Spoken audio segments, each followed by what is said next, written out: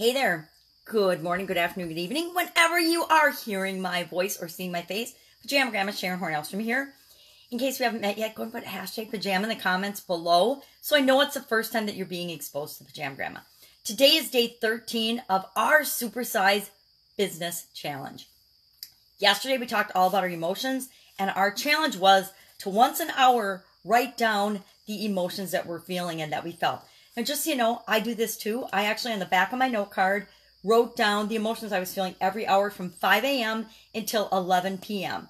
And like I'm sure you were, mine were like up and down and up and down. I'm just going to buzz through them quick with my handy dandy magnifying glass.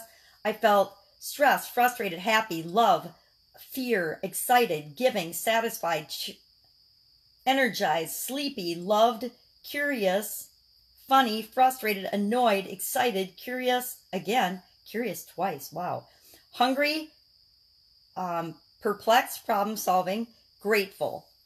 So that's a whole range of emotions. We all are human beings. We feel an incredible range of emotions every single day. It's inherent in our being. Now, the trick is, the number one thing that you must control if you want to supersize and grow your business is those emotions. A lot of us, actually the vast majority of people, go through their life letting their emotions control them. They react to everything willy-nilly based on what is happening around them and what emotions are triggered without a thought for how is that impacting their behavior and what are they doing, what decisions are they making based on those emotions that may help them grow their business or may prevent them from growing their business. I know in the past I've been really guilty of being triggered by emotions and making decisions based on things that were happening around me in my business that maybe weren't in the best interest of growing my business at the time. Our false beliefs will trigger emotions in us and cause us to make decisions on a subconscious level that we don't even know that we're doing that negatively impact our business. Part of my supersizing and trying to grow my very first business when I left corporate America, I struggled for about a year and a half doing that because I had a belief that if I was going to grow my business, I would have to work harder and work more hours. And every time I thought of something that could help me supersize and grow my business, and it was connected with me thinking or believing, even though it wasn't true, that I would have to work harder, I kind of would sabotage or I would find excuses and reasons not to do that because it triggered the emotion. Then I was already exhausted and I thought, how am I going to work harder? So I didn't do it. Now, today, I want to share with you a couple of strategies to control those emotions and behave in a proactive way with your emotions versus just a reactive way. Now, it's human nature. We're going to react to things emotionally, whether we want to or not. But the more we can get a handle on those emotions and actually control and understand what's going on with us and how we operate as a human being, the better and easier and the faster it is to supersize our business. So one of my favorite ways to control my emotions is to reach for a better feeling. So say, for example, something happens in my business and I get really pissed off about it. Well, I can be really pissed off, but pissed off to me is like really bad. It's a really bad negative feeling on the totem pole of feelings, right? Say there's a big whole range of emotions and feelings, and love and positive feelings are at the top, and hate and anger and disappointment and frustration, they're all negative emotions are at the bottom because they vibrate at a lower frequency, way beyond this discussion.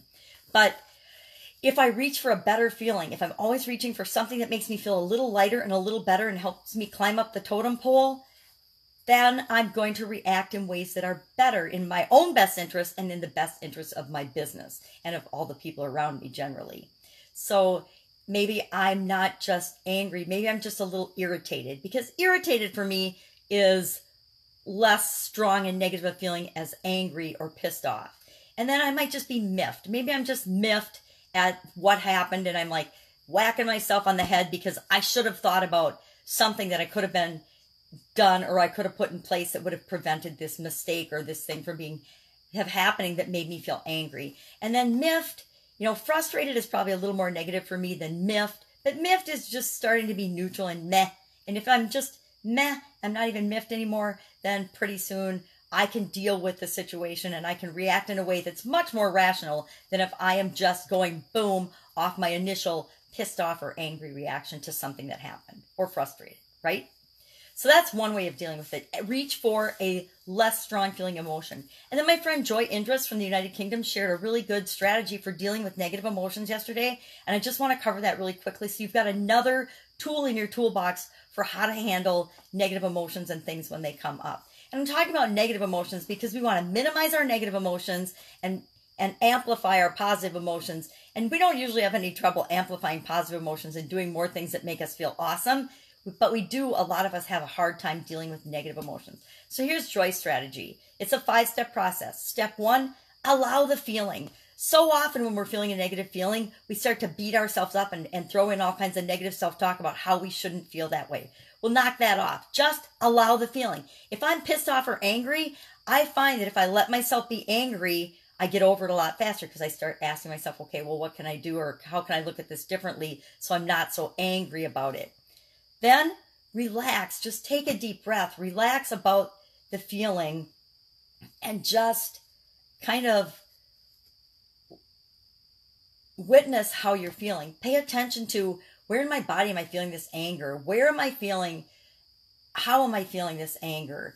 And then step 4, just let go of it without any judgment. Just say, okay, I was really angry about this, but I'm just going to allow it, let it roll through my body, however and where, and notice where it is in your body and how it rolls through and how it makes you feel. And then you'll know, step 5, you'll actually just know what to do. And like I said, a lot of times I just will start thinking about, okay, well, what's another way I could look at this? How could this happen? How could I prevent this in the future? I actually start asking myself better questions, and that actually moves me up the totem pole of better feelings. So today, your assignment, your action step is to either use Joy's 5-step process of because I guarantee sometime during the day, you're probably going to feel some kind of a negative feeling. Use her process. Notice what you're feeling. Feel it. Observe it like an observer and just let it roll through you without judgment. And then you'll know exactly what to do. And sometimes all you need to do is say, what's another way could I look at this? Ask a better question and see how that helps you to enter into a much more proactive way of dealing with your emotions and feelings than reactive. That's it. Have a fantastic day. I'll see you tomorrow with day 14 of our Supersize Business Challenge. Bye. Jam Grandma out.